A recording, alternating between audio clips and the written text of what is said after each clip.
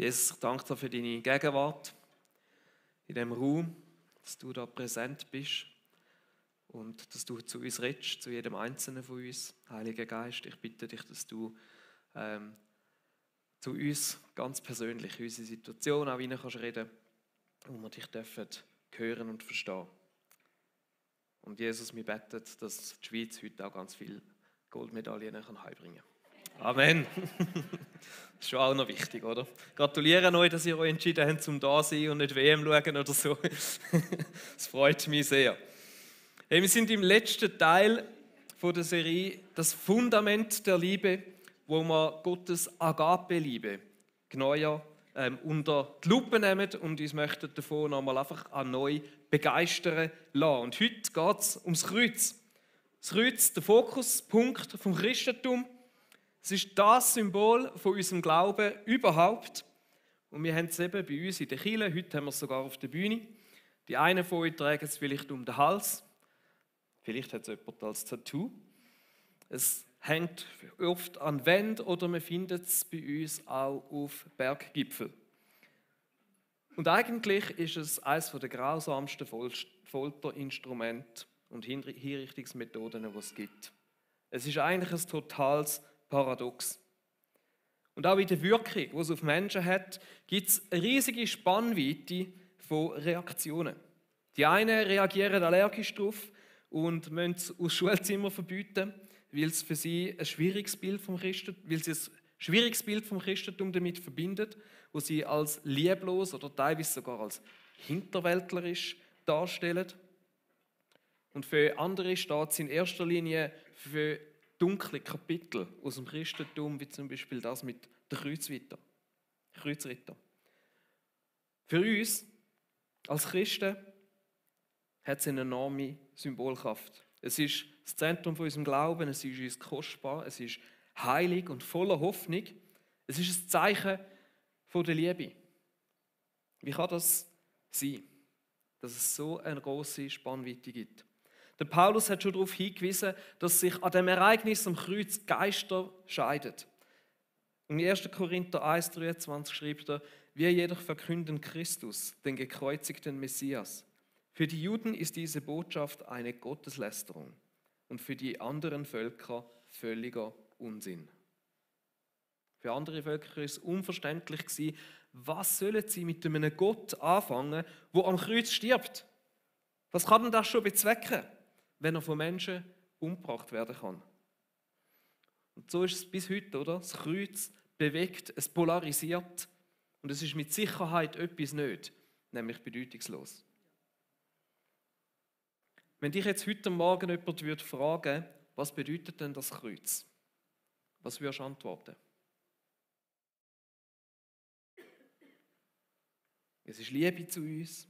Jesus ist am Kreuz gestorben, um uns zu retten. Als Opfer für unsere Sünden. Ich weiss nicht, was dir jetzt gerade so in den Sinn gekommen ist. Und ich merke, wie schnell dass wir da manchmal etwas sagen. Und es ist ja die Grundlage von unserem Glauben. Wir haben auch gute Antwort auf das. Aber dass wir, wenn wir uns ein bisschen genauer damit beschäftigen, manchmal dann doch auch schnell in eine Erklärungsnot kommen, wenn dann vielleicht mal jemand ein bisschen genauer nachfragt. Warum muss denn der Gott seinen Sohn am Kreuz sterben lassen? Und inwiefern soll uns das seine Liebe zeigen? Und mich hat es in der Vorbereitung nochmal tief bewegt, mich mit dem Thema auseinanderzusetzen und zu sehen, wie viele Themen und Bilder aus der Bibel da in diesem Kreuz schlussendlich zusammenkommen. Wie komplex das es eigentlich ist, obwohl es ein Stück weit auch einfach ist. Und ich möchte das wirklich heute Morgen nochmal mit euch vertiefen. Und mein Gebet ist, dass wir uns da nochmal neu davon bewegen lassen. Weil es wirklich das Ereignis ist, an dem die ganze Geschichte hängt. Es ist ein unglaublicher Akt von der Liebe. Und ich wünsche mir, dass wir das nochmal neu dürfen, ein Stück weit erfahren. Um was geht es überhaupt? Wenn wir in der Bibel schauen, wie das Kreuz beschrieben wird oder um was es dort geht, dann sieht man, dass eine Sprache oder ein Bild immer wieder kommt, nämlich, dass Jesus am Kreuz ein Opfer war oder als Opfer bezeichnet worden ist. Also nicht Opfer im Sinn so, hahaha, du Opfer, sondern dass sein Tod ein Opfer war. Im Römer 3,25 heißt es: Ihn hat Gott vor den Augen aller Welt zum Sühneopfer für unsere Schuld gemacht. Durch sein Blut, das er vergossen hat, ist die Sühne geschehen und durch den Glauben kommt sie uns zugute. Da sind einige Begriffe drin, von, wenn du vielleicht schon ein bisschen länger Christ bist, wo du wahrscheinlich schon fest mit gewissen Bildern und Vorstellungen gerade verbindest. Opfer, Schuld, Sühne. Und mir ist wichtig, dass wir die Begriffe ein bisschen genauer auch anschauen, weil ich glaube, es hilft uns, zum zu verstehen, was wirklich am Kreuz passiert ist. Warum braucht es überhaupt Sühne? Was meint die Bibel, wenn sie von Schuld redet? Und was haben dann eben die Opfer schlussendlich damit zu tun? Und das ist jetzt eine kurze Zusammenfassung, die ich mache. Oder über die Begriffe könnte man jede einzelne eine Predigt machen. Aber ich glaube, ich möchte so eine kurze Zusammenfassung euch geben, mit was ich am hilfreichsten finde, um es zu verstehen. Im Endeffekt geht es darum, oder, dass die Story ist immer die gleiche. Wir Menschen, wir versuchen, ohne Gott zu leben. Wir versuchen oder wollen nicht so handeln und leben, wie es am besten wäre für uns. Und wir vertrauen nicht darauf, dass der Weg, den Gott eigentlich für uns hätte, der beste ist. Wir möchten es selber entscheiden. Wir möchten selber wissen, was gut und richtig ist und selber über das entscheiden. Und der Alleingang von uns, dass wir uns von dem Gott lösen, das ist das, was die Bibel Sünde nennt. Und wortwörtlich bedeutet das Wort Zielverfehlung. Und ich finde das eine mega betreffende Beschreibung von Sünde. Weil wir das Ziel verfehlen, das, was Gott für uns eigentlich gedacht hätte, was seine Absicht für uns war, ist, wir laufen an dem vorbei. Um das geht es, wenn die Bibel von Sünde redet. Die Zielverfehlung, die zeigt sich in Egoismus, in Lieblosigkeit, in Bosheit und sie führt zu der Zerstörung sowohl von zwischenmenschlichen Beziehungen, aber auch in einer zusätzlichen Ebene auch um Gottes Schöpfung. Sie ist schlussendlich lebensfeindlich. Sie führt dazu, dass Menschen sich bekriegen, anlügen, dass sie sich Gewalt antun, dass man die Erde ausbeutet und so weiter. Sie trennt uns von dem Gott. Es beeinflusst sowohl unsere Beziehung zu Gott, die wird gestört, aber auch unsere zwischenmenschlichen Beziehungen zueinander und dann eben noch auf einer dritten Ebene auch die Schöpfung. Und damit Gottes Werk, das, was er liebt und auch retten will, so wie wir das in Johannes 3,16 gelesen haben, so sehr hat Gott die Welt geliebt. Er möchte auch sie retten. All das ist seins. Und dadurch, dass wir uns von ihm abwenden, dass wir ohne ihn möchten, kommt Zerstörung in das hinein. Und dann wird die Sünde manchmal auch als Schuld bezeichnet. Und dann glaube ich weniger, weil wir so quasi Gottes Gesetz übertreten haben. Da ist die Linie, die er gezogen hat und wir sind irgendwo drüber gegangen, sondern dann geht es eben oftmals mehr darum, also vielleicht noch schnell zum Sagen, Sünde war ja auch schon Sünde gewesen, bevor Gott überhaupt das Gesetz im Alten Testament aufgestellt hat. Sünde war ja vorher schon Sünde gewesen. Und dann ist es eben viel mehr oft im Zusammenhang, dass wir Gottes Werk, dass wir seine Schöpfung, seine Geschöpfe, uns selber, die zwischenmenschlichen Beziehungen, wo wir drin sind und eben die Beziehung zu Gott, dass wir das kaputt machen. Und das ist das, wir zerstören seine gute Ordnung. Und das ist das, was uns irgendwo schuldig macht, ihm gegenüber, weil wir das kaputt machen, was er eigentlich so gut gedacht hat. Und er eigentlich es so gut damit meint, was er so fest liebt. Und das ist das, was die Bibel mit Schuld meint. Und am Kreuz hat Jesus das, was zwischen uns und Gott gestanden ist, aus der Welt geschafft. Und das ist das, was mit Sühne gemeint ist, mit dem Wort. All das, was Sünde ist aus der Welt geschafft worden, ist vergeben worden und Gott hat sich mit uns versöhnt. Jesus ist gekommen, um uns zu retten. Die Frage ist, wieso mit einem Opfer? Oder inwiefern passt das Opfer in das hinein? Darum, wenn wir das ein bisschen genauer anschauen, inwiefern der Tod von Jesus ein Opfer ist und was denn das Opfer bewirkt hat und wozu es das überhaupt gebraucht hat. Opfer sind uns fremd, oder? Das ist etwas, was wir heute nicht mehr so kennen. Gott sei Dank. was wir im Hinterkopf behalten, wenn wir es von Opfern haben, für die Menschen damals ist das etwas ganz Normales gewesen. Das ist die Art und Weise gewesen, wie sie mit Gott oder den Göttern interagiert haben. Und wir begegnen immer wieder ein paar so falsche Annahmen, wenn es um Opfer geht, so falsche Vorstellungen, die wir haben. Eine von denen ist, dass Opfer dazu da sind, um einen zornigen Gott irgendwo gnädig zu stimmen. So quasi, dass es ein Opfer braucht, um Gott zu beschwichtigen. Und eine andere so eine Vorstellung ist, dass das Opfer eine Art ein Deal ist, wo man mit Gott macht, hey, ich gebe dir etwas, dafür gibst du mir etwas anderes. So ein bisschen à la Elektroautomat, wir lassen etwas rein und kommt etwas raus. Und die Bibel stellt beide von diesen Bildern in Frage. Sie sagt sogar, und Gott sagt das im Psalm 50, Vers 9 bis 11, dass er unsere Opfer nicht braucht. Er sagt doch, ich brauche deine Opfer nicht. Weder die Stiere aus deinem Stall noch die Böcke von deiner Weide, denn alle Tiere gehören ohnehin mir. Und es geht bei Opfern nicht in erster Linie darum, dass das Opfer einen Einfluss auf Gott haben, sondern eigentlich geht es vielmehr darauf, was das Opfer für einen Einfluss auf uns haben. Spannend ist ja auch, ich droppe jetzt das einfach so rein, um irgendwo mal ein bisschen weiterzudenken. Jesus hat auch Sünden vergeben, ohne dass dafür ein Opfer passiert ist. Das ist ein spannender Gedanke. Um was geht es denn effektiv jetzt bei diesen Opfern? Und ich glaube, es ist mega wichtig, dass wir die Bedeutung vom Tod von Jesus am Kreuz richtig einordnen können, dass wir wissen, um was es bei diesen Opfern schlussendlich gegangen ist. Opfer stehen vor allem im Alten Testament oder im Judentum vor allem immer im Beziehungskontext. Und es ist immer darum gegangen, um die Wiederherstellung von einer Beziehung oder eben im konkreten Fall um die Beziehung zwischen Gott und Menschen. Das hebräische Wort für Opfer ist Korban. Und wenn man es so wortwörtlich übersetzen würde, dann bedeutet es im Sinne nach Annäherung.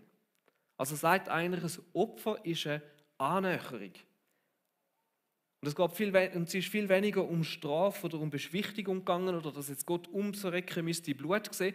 Blut ist häufig das Bild für Leben, sondern darum, die Nähe zu Gott suchen.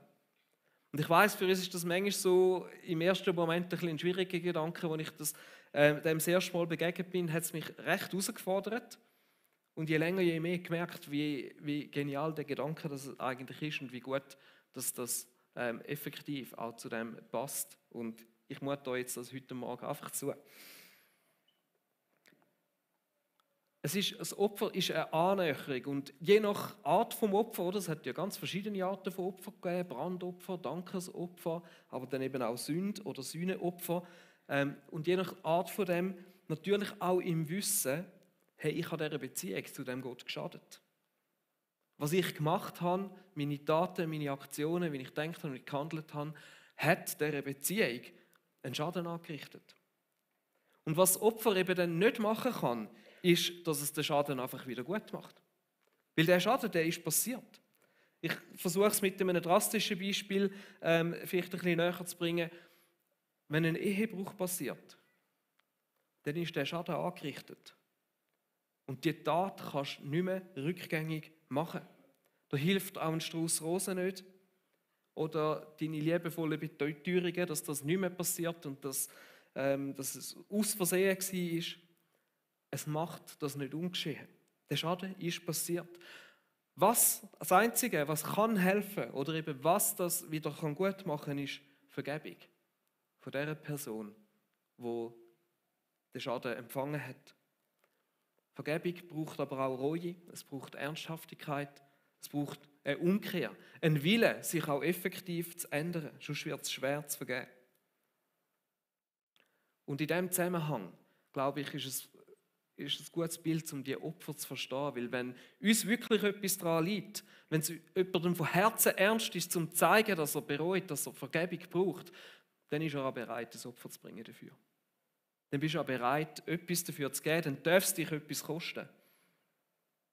Dann ist es eine Art ein Zeichen darum, dass wir Vergebung suchen, weil wir uns wieder annähern möchten, weil wir in die Beziehung wieder investieren möchten, weil wir möchten, dass die Beziehung wieder hergestellt werden kann. Und so sind Opfer vor allem auch ein Zeichen von der Ernsthaftigkeit und von der Reue, ein Ausdruck davon, dass einem etwas an der Beziehung liegt. Und zu zeigen, hey, ich möchte die Beziehung wiederherstellen. Und ich brauche die Vergebung. Und es ist mir etwas wert. Ich hoffe, ihr versteht den Unterschied. Wenn es einfach darum geht, das mit dem Beschwichtigen oder einem Deal. Und nicht das Opfer ist das Entscheidende, sondern die Haltung, die Einstellung von dieser Person, die das Opfer bringt. Und weil es eben mehr ist als einfach nur ein Wort, ist es auch ein Ausdruck von einer Umkehr. Das sind Opfer. Um das geht es beim Opfern. Und wir bringen das jetzt gerade in Zusammenhang mit Jesus. Das Bild, wo im Alten Testament am deutlichsten mit dem Tod von Jesus in Verbindung gebracht wird, ist das vom Versöhnungsopfer, von dem Versöhnungstag Yom Kippur. Der Versöhnungstag hat die jährliche Versöhnung zwischen Gott und seinem Volk dargestellt. Ein Fest, das sie einmal im Jahr gefeiert haben und wo ein Opfer dargebracht ist zur Vergebung der Sünden vom ganzen Volk. Und nachher ein Fest, dass das Volk mit Gott versöhnt ist. Und da sind wir jetzt bei dem Aspekt, okay, und inwiefern nimmt jetzt der Tod von Jesus das auf? Und wie sehen wir das drin hinein? Der Tod von Jesus am Kreuz ist eigentlich der tiefste Ausdruck davon, wie weit Gottes Liebe bereit ist zum Gehen, um die Beziehung mit uns wiederherzustellen. Im Römer 5,8 heißt es, Gott hingegen beweist uns seine Liebe dadurch, dass Christus für uns starb, als wir noch Sünder waren. Weil eigentlich wären es ja wir, die bei Gott Versöhnung suchen müssten. Im Alten Testament eben durch Opfer. Aber was stattdessen passiert ist, dass es Gott genau andersrum gemacht hat. Indem dass Jesus sich selber als ein Opfer für uns angegeben hat, hat er den grössten Beweis erbracht, wie viel das ihm an der Beziehung zu uns liegt und wie weit dass er bereit ist, einen Schritt auf dich und mich zuzumachen. Er macht den Schritt auf uns zu. Er bringt das Opfer, obwohl es wir eigentlich sollten. Um uns zu zeigen, wie viel das ihm an der Beziehung zu uns liegt. Der Thomas Weissenborn hat es in einem Zitat gut auf den Punkt gebracht. Ich möchte euch das vorlesen. Gottes Gerechtigkeit fordert kein Menschenopfer, das er in seiner Liebe selbst bringt. Gott opfert sich vielmehr in seiner Liebe, um die Menschen auf den Weg der Gerechtigkeit zu führen. Wir haben dieses Opfer nötig. Wir bedürfen der Vergebung. Wir brauchen Versöhnung. Wir müssen einen neuen Anfang machen. Am Kreuz kommt Gott auf uns zu, obwohl ihn nichts dazu zwingt. Er gibt sich hin. Er vergibt. Er lädt alles auf sich, was uns trennt. Er streckt uns die Hand zur Versöhnung entgegen, geht jeden Schritt, der nötig ist.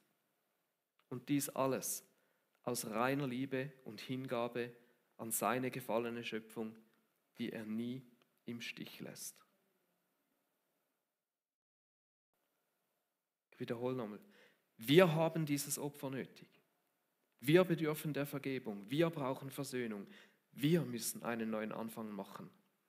Am Kreuz kommt Gott auf uns zu, obwohl ihn nichts dazu zwingt. Er gibt sich hin. Er vergibt. Er lädt alles auf sich, was uns trennt. Er streckt uns die Hand zur Versöhnung entgegen, geht jeden Schritt, der nötig ist. Und dies alles aus reiner Liebe und Hingabe an seine gefallene Schöpfung. Vielleicht müssen wir das kurz sacken lassen.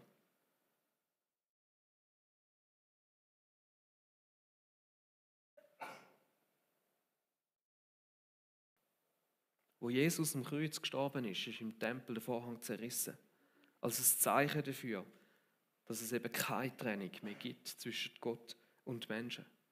Dass das, was uns von ihm trennt, unsere Sünden vergeben sind. Und die Agape-Liebe von Gott ist sogar weitergegangen. Sie ist sogar bereit gewesen, seine Feinde zu lieben.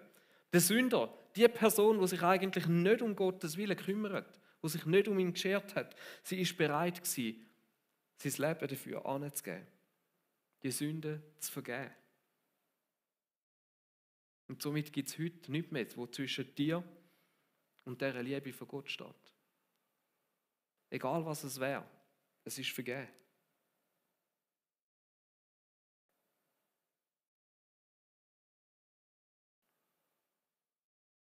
Egal was es war. Der Tod von Jesus ist gleichzeitig auch die Erfüllung und Vollendung von dem alttestamentlichen Opferdienst gewesen. Es ist dort um Beziehung zu dem Gott gegangen und Opfer sind die Sprache gewesen, die die Leute in der dazumals eigentlich gesprochen haben, und darum ist Jesus als ein Opfer gestorben, um uns zu zeigen, wie viel das ihm an der Beziehung zu uns liegt. Und es ist aber auch ein endgültiges Opfer gewesen. Ein Opfer, das genügt. Ein Opfer, das keine weiteren Opfer mehr braucht. Weil er hat mehr, kann er uns nicht mehr beweisen, wie fest dass er eine Beziehung zu uns möchte. Es gibt keine Steigerungsform mehr davon noch. Und eigentlich könnten wir jetzt die Predigt aufhören. Ich möchte trotzdem noch 2 Punkte bringen, weil einfach noch so viel mehr in diesem Kreuz drin steckt von Gottes Liebe.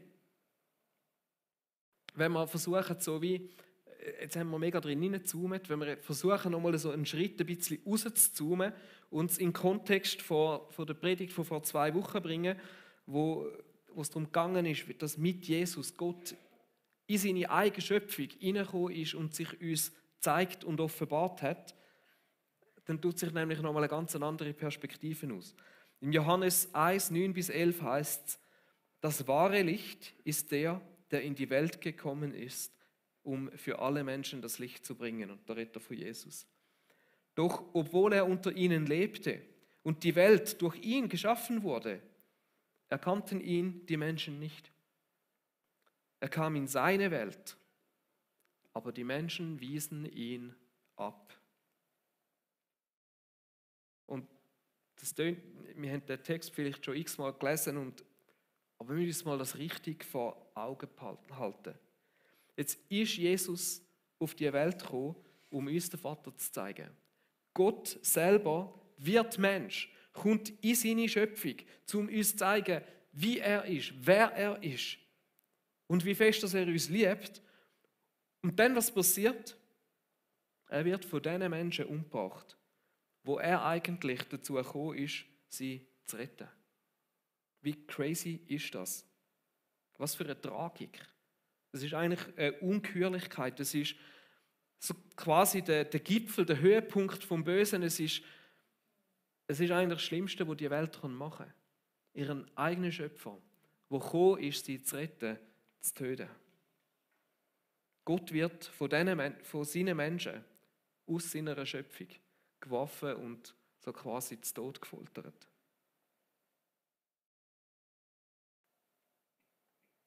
Und das Spannende in dem ist ja, dass das ja nicht etwas war, wo alle daran Beteiligten so absichtlich so geplant haben. Und das ist eigentlich das Krasse an Sünde, dass wir uns manchmal das auch gar nicht so bewusst sind, was für drastische Konsequenzen oder zu was für drastische Konsequenzen das führt. Ich meine, jeder von denen hat einfach das gemacht, was für ihn logisch war und von ihm erwartet worden ist. Die Juden haben einen Gotteslästerer bestraft. Die Führer vom jüdischen Volk, denen ist es darum gegangen, das Beste für das Volk zu suchen, und sie sind wahrscheinlich überzeugt, dass das ist. Der Pilatus und der Herodes, die wollten einen Aufstand verhindern und vielleicht noch ein bisschen gut dastehen. Die römischen Soldaten, die haben einfach das gemacht, was man ihnen gesagt hat. Die haben Befehl ausgeführt. Und das Volk, das zugeschaut hat, die haben es spannend gefunden, dass mal etwas läuft. Und haben sich mitreißen lassen. Vielleicht gar nicht genau gewusst, um was es da geht. Und es ist genau das, wo Sünde eben am Schluss dazu führt. Das ist so eine endlose Spirale. Jeder macht einfach etwas und im ersten Moment findet man es vielleicht gar nicht so schlimm oder wirkt es vielleicht sogar aus der eigenen Sicht fürs Richtige, aber es führt schlussendlich zu immer mehr Bösem. Und es ist eine Spirale, die sich aufschaukelt und wo eskaliert schlussendlich in Kriegen und Gewalt und Zerstörung. Und wie wird jetzt Gott das stoppen? Und es hat nur einen Weg gegeben, wie Gott die Spirale vom Bösen hat können stoppen, nämlich durch Liebe, die vergibt, und Liebe, die in dem Sinne nicht mitmacht, wo weiterlebt, wo nicht zurückschlägt, wo nicht selber etwas Böses reinbringt, wo nicht irgendwo sagt, und jetzt muss ich für Gerechtigkeit sorgen. Und in dem Jesus sich eben darum nicht gerecht hat, nicht zur Vergeltung aufgerufen hat, nicht gehasst hat, nicht bestraft hat er gezeigt, was der Weg ist, wie das Böse kann überwindet werden.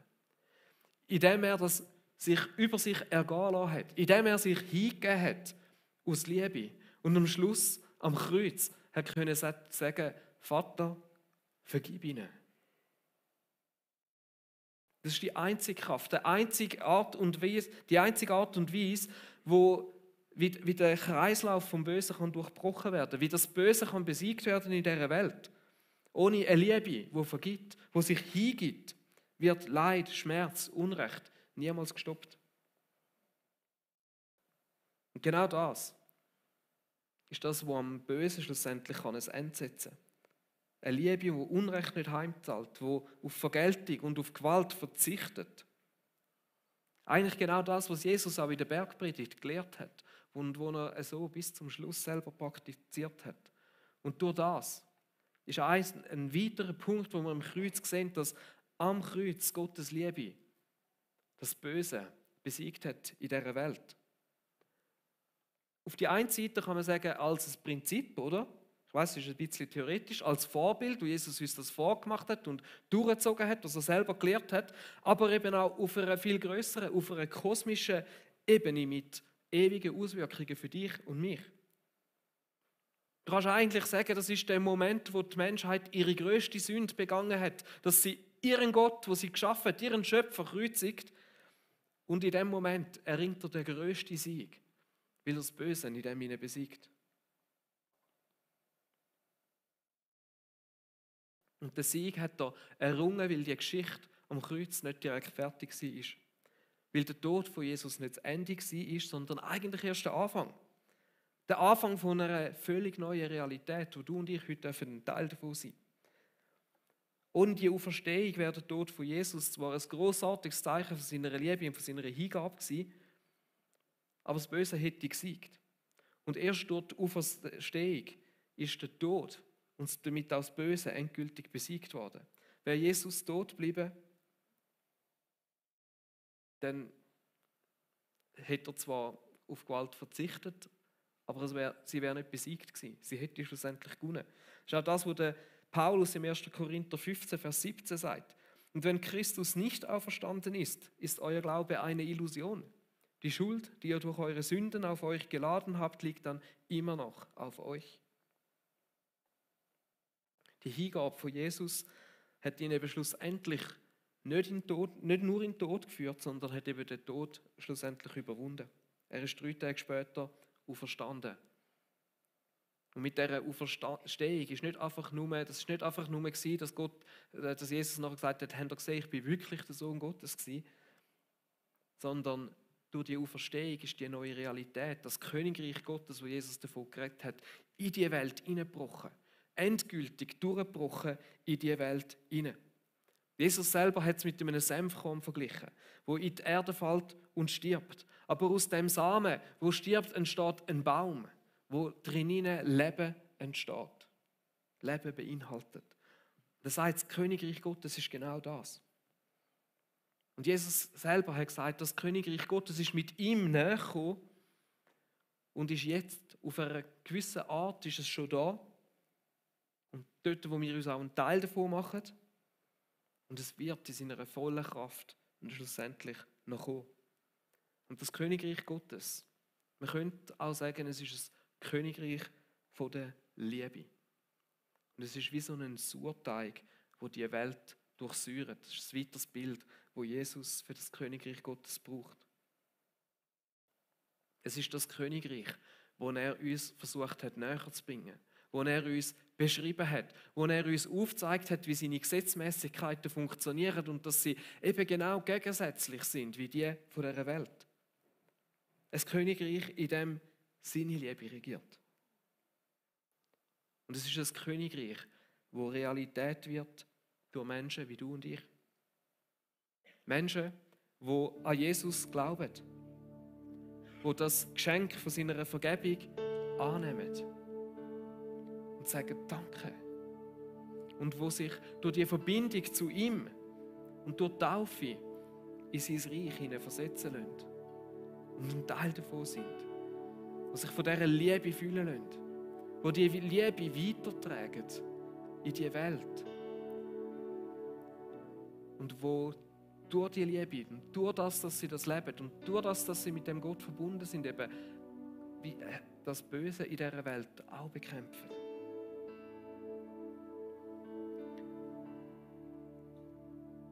Es war heute ein theoretisches Thema gewesen. Aber ich glaube, es ist wichtig, dass wir ein gutes Bild davon haben, was ist am Kreuz für uns passiert. Und als ich mich mit der Thematik auseinandergesetzt habe, hat es mich einfach nochmal zum Staunen gebracht. Da steckt so viel drin. Und ich habe jetzt etliche auch biblische Bilder, die in Bezug aufs Kreuz gebracht werden, gar nicht groß ansprechen, weil dann wäre es noch länger gegangen. Aber ich hoffe, es ist mir gelungen, dir die Liebe, wo Gott uns am Kreuz gezeigt hat, nochmal zu verdeutlichen. Nochmal näher zu bringen. Und bevor die Predigt fertig ist, ich möchte einfach nochmal schnell in 3 Punkte dir herausheben, was es für dich auch bedeuten kann. Das Erste ist, dass es nichts gibt, was zwischen dir und dieser Liebe von Gott steht. Indem Jesus am Kreuz gestorben ist, hat er den Schritt auf dich und mich zugemacht und gezeigt, dass er zu allem bereit ist, bis zum Äußersten zu gehen, um die Beziehung mit dir wiederherzustellen. Und dass der Schritt er schon gemacht hat. Und nicht darauf wartet, dass du noch irgendetwas machst, sondern er hat es gemacht. Am Kreuz sind alle seine Sünden vergeben worden. Das Zweite ist, dass die Liebe Gottes ein Schlüssel ist, um das Böse in dieser Welt zu besiegen. Dass am Kreuz Jesus das Böse besiegt hat, indem er sich nicht gewehrt hat, indem er nicht zurückgeschlagen hat, sondern sich hingegeben hat aus Liebe. Und es ist die Kraft von dieser Liebe, die fähig ist, auch dir zu helfen. Das Böse in dieser Welt, vielleicht manchmal sogar in dir selber, zu besiegen, wenn wir uns mit seiner Liebe fühlen lassen.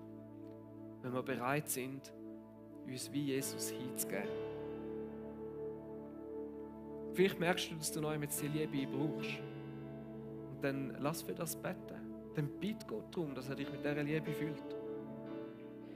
Das Dritte ist, das Reich Gottes ist das Königreich der Liebe. Der Tod ist nicht das Ende, sondern es ist und auch der Tod von Jesus ist der Moment gewesen, wo das Reich Gottes in die Welt endgültig hineingebrochen ist. Und du bist heute schon eingeladen, ein Teil von dem zu sein. Ein Teil von seinem Königreich, von der Liebe zu werden. Und damit auch zu wissen, dass du eine Hoffnung hast, die über den Tod ausgeht. Dass auch bei uns der Tod nicht zu Ende ist. Und wir sind eine Entscheidung davon entfernt. Es ist ein Gebet, das dich in das Königreich von dieser Liebe hineinnimmt. Wo du die Verbindung zu dem Gott kannst eingehen kannst. Und wenn das etwas ist, was du möchtest machen, dann bist du eingeladen, das an diesem Morgen zu machen. Wir haben ein Team da von Leuten, die es lieben, für dich zu beten und die das gerne auch mit dir zusammen machen. Du findest sie, sobald wir wieder in Worship hineingehen, da hinten, dort im Ecke. Ich möchte enden mit einem Gebet, das auch der Paulus gebetet hat. Und ich bitte euch zum Aufstehen dazu. Es ist im Epheser 3. Wir haben es, glaube ich, ab Vers 17 da vorne. Ich lese es ein bisschen vorher schon. Noch einmal, wenn ich mir das alles vor Augen halte, dann kann ich nicht anders als anbetend vor dem Vater niederzuknien.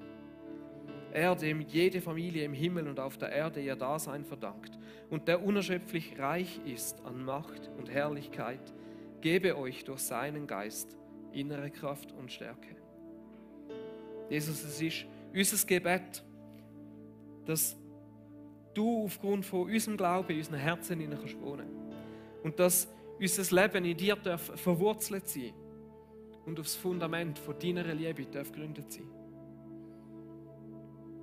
Dass wir dadurch befähigt werden, zusammen mit allen anderen, die zu deinem heiligen Volk gehören, deine Liebe in allen ihren Dimensionen können zu erfassen, Jesus. Ihrer Breite, ihrer Länge, ihrer Höhe und ihrer Tiefe. Ja, Jesus, wir beten darum, dass wir deine Liebe verstehen können, die so weit über unser eigenes Verstehen rauslangt. Und dass wir auf diese Art und Weise immer mehr und mehr von dieser ganzen Fülle vom Leben, die bei dir zu finden ist, dürfen erfahren in unserem Leben. Jesus, ich bitte dich, dass wir auch heute Morgen uns da nochmal von dem berühren lassen. Dass uns das, was für unseren Verstand nicht vollständig erfassbar ist, aber doch irgendwo nochmal in unserem Herzen erfahren und spüren. Und uns von dieser grossartigen Liebe, die zu allem bereit ist für uns, dürfen einfach nochmal neu begeistern lassen.